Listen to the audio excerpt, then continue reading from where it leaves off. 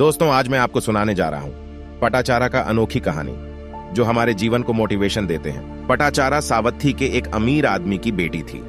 वह बहुत सुंदर थी और उसके माता पिता उसकी बहुत कड़ी सुरक्षा करते थे।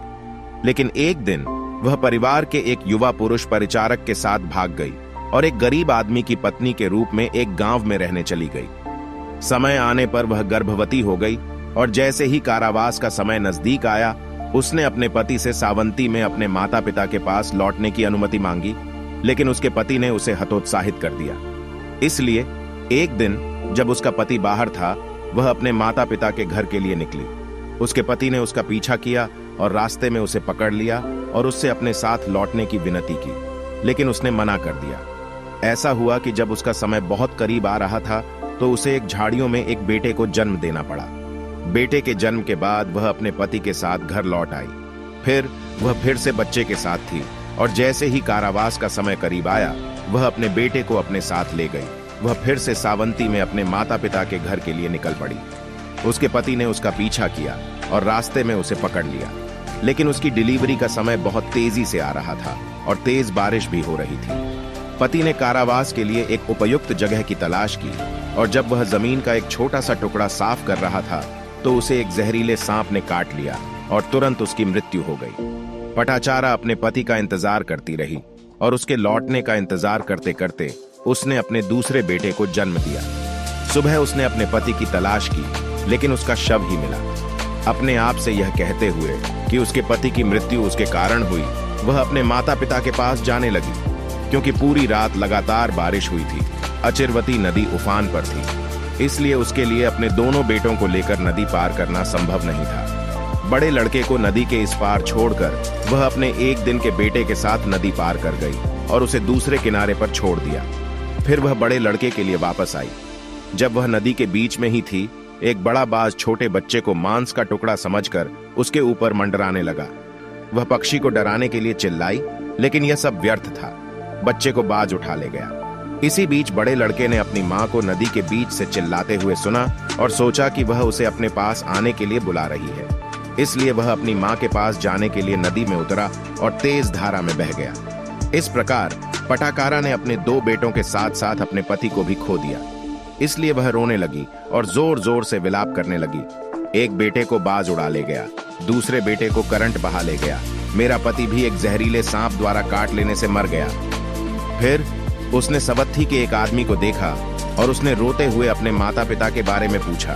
उस व्यक्ति ने उत्तर दिया कि पिछली रात सावथी में एक भयंकर तूफान के कारण उसके माता पिता का घर गिर गया था और उसके माता पिता और उसके 3 भाइयों की मृत्यु हो गई थी और उनका एक ही चिता पर अंतिम संस्कार किया गया था। यह दुखद समाचार सुनकर पटाचारा एकदम पागल हो गया। उसे इस बात का भी ध्यान नहीं रहा कि उसके कपड़े उसके ऊपर से गिर गए थे और वह आधी नंगी थी।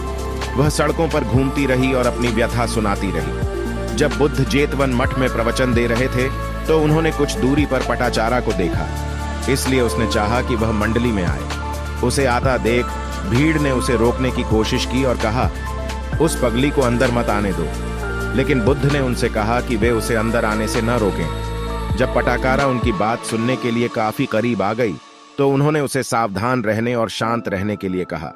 फिर उसे एहसास हुआ कि उसने अपनी स्कर्ट नहीं पहनी है और शर्मिंदा होकर बैठ गई। किसी ने उसे कपड़े का एक टुकड़ा दिया और उसने खुद को उसमें लपेट लिया। फिर उसने बुद्ध को बताया कि कैसे उसने अपने बेटों, अपने पति, अपने भाइयों और अपने माता पिता को खो दिया है। बुद्ध ने उससे कहा, पटाचारा, डरो मत। अब तुम एक ऐसे व्यक्ति के पास आई हो जो तुम्हारी रक्षा कर सकता है और तुम्हारा मार्गदर्शन कर सकता है। अस्तित्व, संसार के इस दौर में तुमने अपनी मृत्यु के कारण जितने आंसू बहाए हैं, पुत्रों, पतियों, माता पिता और भाइयों का जल विशाल है। यह 4 महासागरों के जल से भी अधिक है।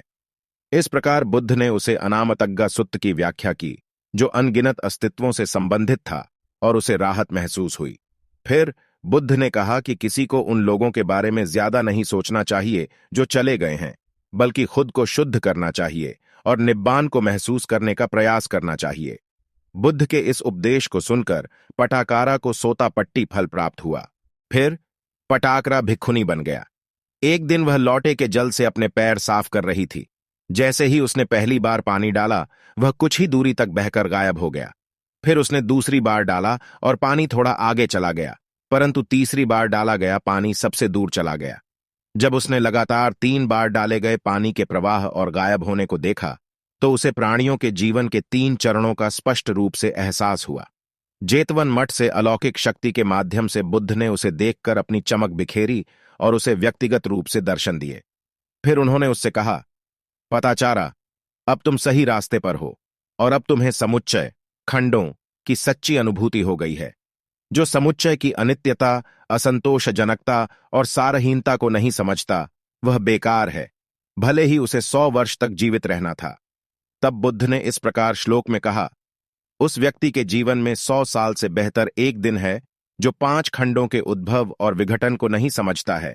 वह एक दिन है जो 5 खंडों के उद्भव और विघटन को समझता है। प्रवचन के अंत में पटाकारा को अरहत पद प्राप्त हुआ।